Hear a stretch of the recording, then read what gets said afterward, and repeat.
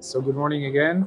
My name is Omar Zifroni. I'm head of product for the ANA product team in HCL Software.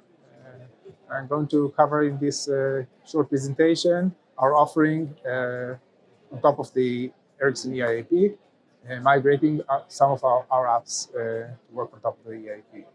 So let me start with a quick overview of our company. So HCL Software is really a small part of a bigger corporation, the HCL, which includes 150,000 employees and about 14 billion revenue per year. It divides into two separate corporations. I belong to the product corporation, which is HCL Software. The other part, which is the bigger part, roughly 90% of all the revenue, is actually driven from HCL Tech, which is the services, engineering services, integration services teams.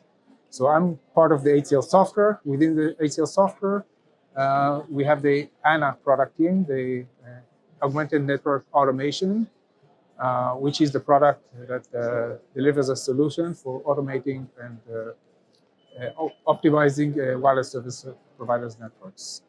So in this context, we'll talk about these four apps, which are being migrated from current solution, the ANA solution, to work on top of the Ericsson EIAP as part of this project for the North American wireless service provider. So I'm going to talk in more details on those four apps shortly. But first, let's understand where do we come from. So in general, we provide for what we call the CSON applications for legacy RAN more than a decade already. Those applications that you see on top here are have been developed for the last 15 years. A rich portfolio of all technologies. We're focusing now on 4G and 5G, obviously, in the migration to O-RAN. But those applications are multi-vendor, multi-technology applications that were developed on top of several RAN vendors, as you can see here on the right-hand side. Ericsson is obviously one of them, but we do support also other RAN vendors here in optimizing their networks. So our portfolio is based on those applications which are realizing specific use cases. Those are acronyms that I will get into in shortly for those four apps. Each and every such application optimizes a specific use case, which is basically a specific problem that needs to be fixed on the wireless service provider network. So the applications are what we call closed loop applications, which actually includes all steps, starting from understanding, analyzing the network in the snapshot phase, going through the analysis and the triggering the correct action for optimizing or fixing the issue, and doing a snapshot or feedback stage, which is monitoring the KPIs to ensure that we fix the problem and not degraded any other KPIs which will yield network performances degradation. So these are the closed loop applications, and this is our overall solution, which includes the platform itself and the applications. And in this context of our presentation here, we are talking about migrating some of those applications, which are actually highlighted here in yellow, into work as a standard rApps using R1 interface on top of the Ericsson EIAP platform. So in this project specifically, we chose the customer wanted the four applications that are part of what we call the network rollout suite. Those are essential applications that are required in order for the wireless service provider to deploy correctly, additional carriers on 4G, 5G, additional sites, support network densifications, all the neighboring cells, all these important, I would say, RF tuning activities are covered by those four applications. Those applications are actually driven from 8 different applications in our current portfolio. So the migration is not just a one-to-one application, but per this customer's request, we've kind of combined several applications into a single application that is working on top of the EIAP. As part of, so this is what we're doing here.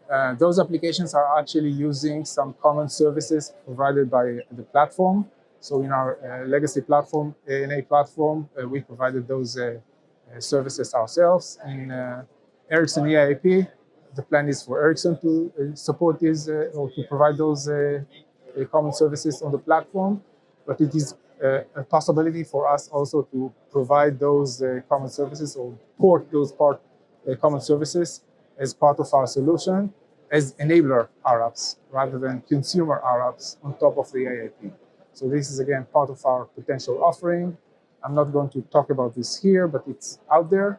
And also we can take other parts of our platform and actually onboard them on top of the EIAP. For example, I've mentioned that we are a multi-vendor platform. So in case in some projects there will need to be support for other RAN gear than Ericsson, we can also onboard what we call the radio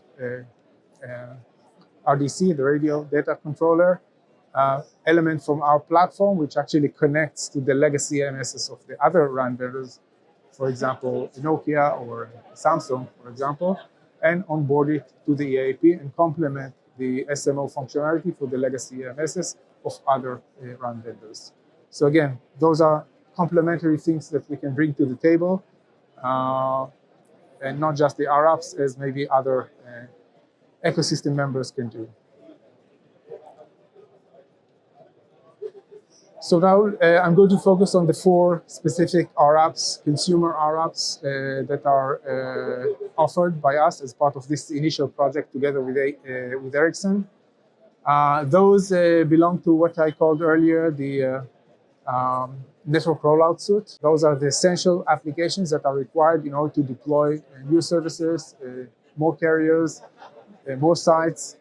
And those activities require what we call a constant RF tuning, not just on the initial deployment, but also keep enforcing and monitoring after the initial deployment to make sure that no policy violations are occurred and no conflicts in the network occurs due to the addition, let's say, of new sites along the years.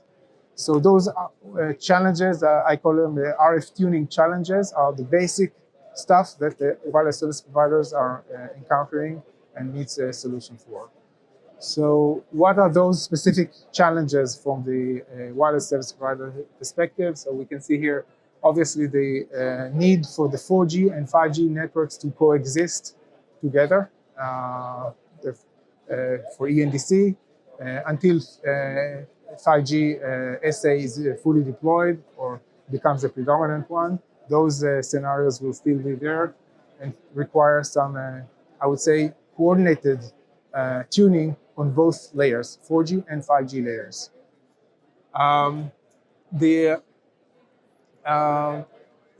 Obviously, if you choose to do this manually or using script or just relying on DSON features of the underlying platform, that entails, I would say, a lot of work. You can enslave your RF engineers of the wireless provider in order to do that. This is not the way to do this. You should automate this, and this is exactly why these applications are out there. They're highly configurable. They can be configured according to the wireless service provider policies and enforce those policies along the way, 24/7, and basically take the load out of the RF engineers and enable them to focus on, I would say, more complex issues on their wireless network and on design and looking ahead rather than on maintaining the system or the network as it grows. So I would say those are the main issues that wireless service providers have with respect to those specific RF tuning challenges. And those exactly are the issues or the challenges that were addressed by those 4 applications.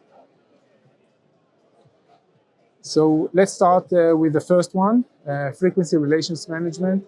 So this is actually kind of the basic stuff to establish the interrelationships between the 4G and the 5G layers, and different carriers on the different layers, and in between the 5G and also in between the 4G itself, and obviously between the 4G and 5G. All the combinations of creating frequency relations are supported by this application.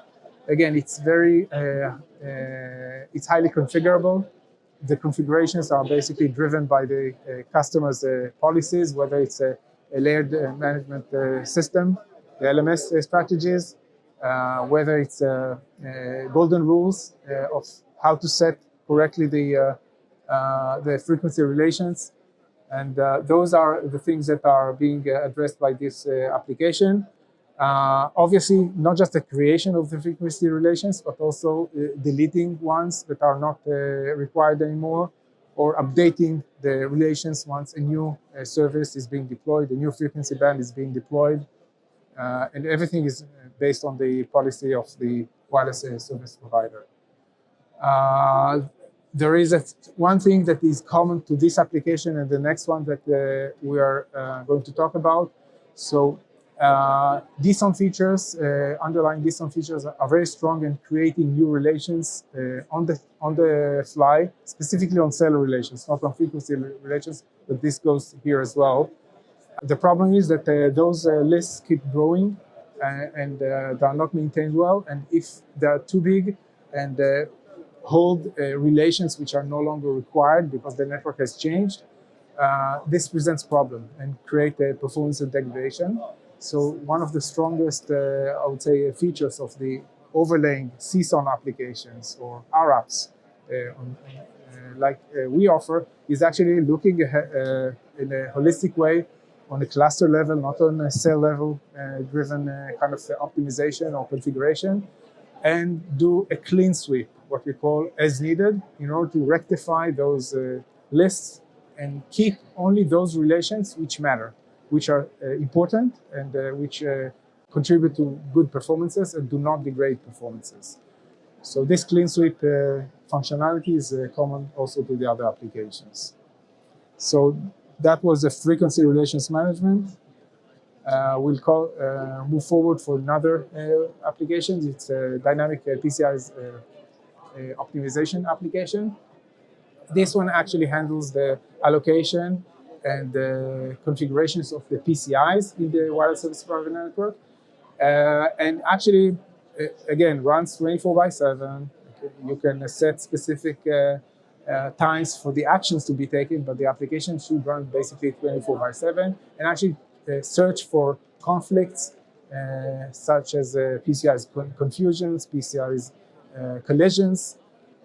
Those are demonstrated here, and actually fix them as on the fly as the network grows, as new sites are being commissioned and introduced to the network. We support multiple modes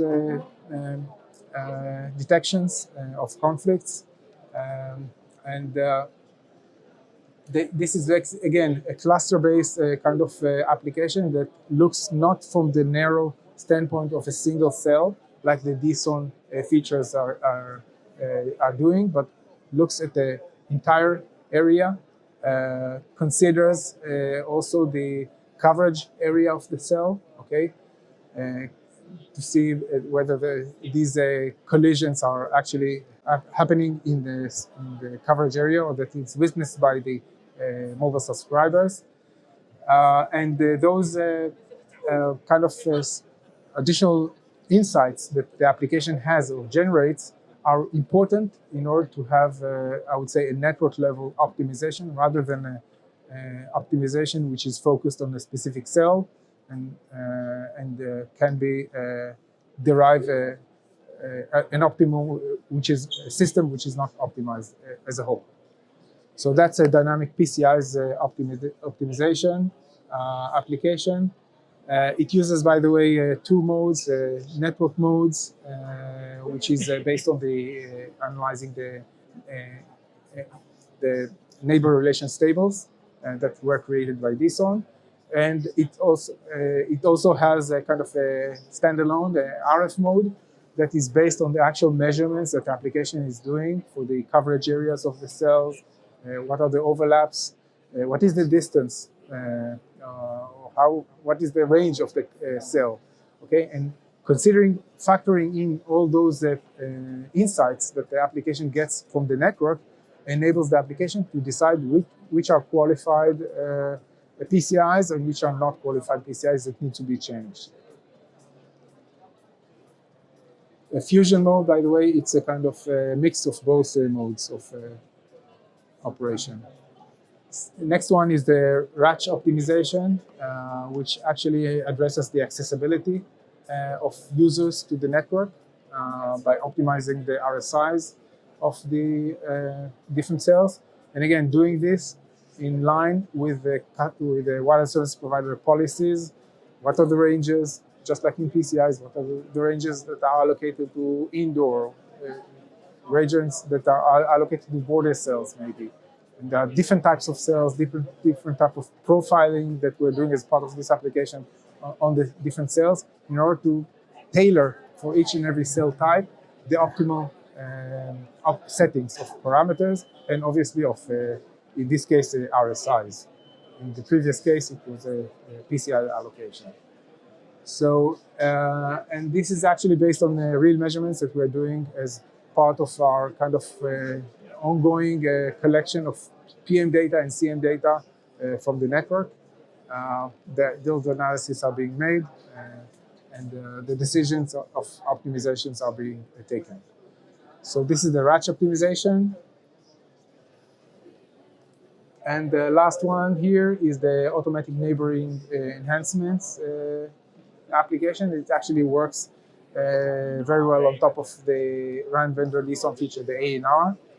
And again, the same challenges here. The ANR creates a lot of cell relations, which are over time gets obsolete, I would say, because different cells, additional cells has been created, and maybe those initially rightfully neighbors are not neighbors anymore because there is a new cell or new cell site in between.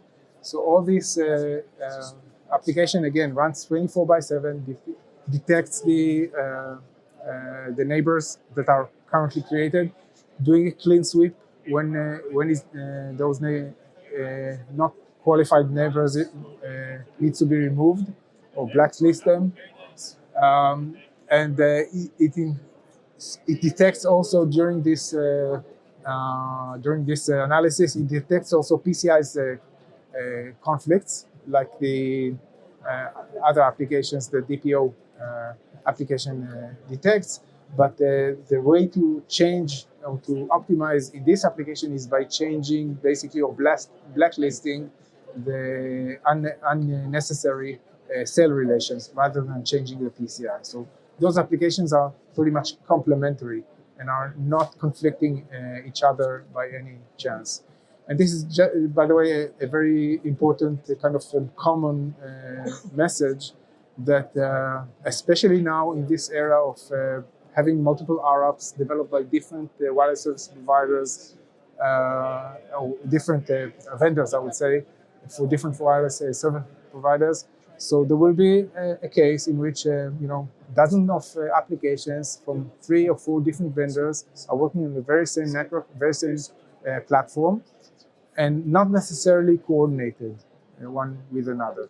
So the way that we build our applications is pretty in a coordinated way, but we do have in our platform a common service that again can be migrated to the EIAP, which is called the policy manager, that actually can be this higher level instance that actually looks at all the requirements and all the different conflicts in the network and prioritize based on the wireless service provider's insights or policies or intents, basically, how those applications should behave and what they should be optimizing, and who should get precedence over which other applications. So those are kind of the applications. The ANE specifically also manages the X2 and and links. Okay, it's not just the cell relations, but also the kind of the housekeeping work of the actual X2, XNs. Some of them being, again, created by mistake. Some of them are being falsely or misconfigured. Some of them needs to be cleaned. Okay, so this application worked on top of, again, the DSOM features and actually do the cleanup. So those are the 4 applications. And if I want to kind of summarize the value and also our differentiation, delivering those 4 applications comparing to maybe other propositions out there. So I would start with that the specific customer requested us, and we complied with kind of delivering a single application for both 4G and 5G layers. It makes sense for those specific use cases. It's easy to do that, and it's the right thing to do. Those applications are useful not just in deployment, in the initial deployment, but also in the continuous optimization cycle afterwards. And they are policy driven, highly, I would say, intent driven for the wireless service provider according to his policies and golden rules. They work very well without any DSOM features or on top of the DSOM features by complementing those deficiencies that we see that the DSOM features have by nature of them being kind of focused on a cell perspective level and not on a cluster level optimization. And I think that the greater advantage that we can bring to the table is really our experience. Those algorithms that have been presented here are field proven for almost a decade now for most of the applications. Some of them are a little bit newer on the 5G side, but those algorithms are well proven and they are performing well and showing good results in several deployments out there, including in that particular deployment in AT&T that we are doing this migration for. So with that said, I think that I've covered everything. Any questions? Okay, so thank you very much and enjoy the rest of your show.